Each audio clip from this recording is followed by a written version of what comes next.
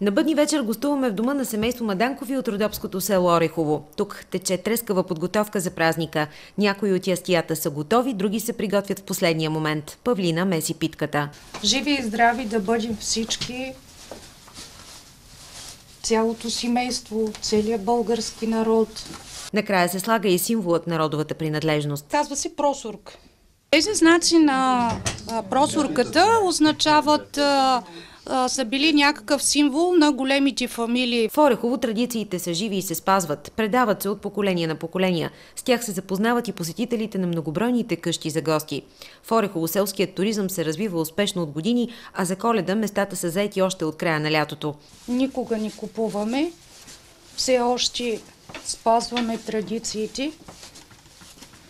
Всичко си месим на ръце, всичко домашно приготвяме. Така си посрещаме и гостите. Готови сме. Цял ден ги правихме.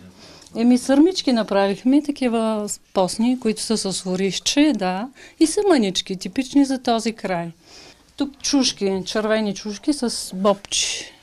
Баница с тиква или тиквеник. И тук и на такава родопска салата. На бъдни вечер на трапезата ще седнат всички заедно, и гости, и домакини, и техните близки. Колкото повече се яви на масата, толкова повече ще бъде благородна годината. И да благоденства българския народ пред 13-та година. Вечерята задължително се кади от най-възрастния мъж в семейството.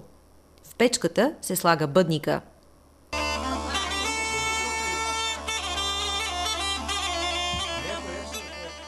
Задължително засвирва гайда, а песента огласява планината.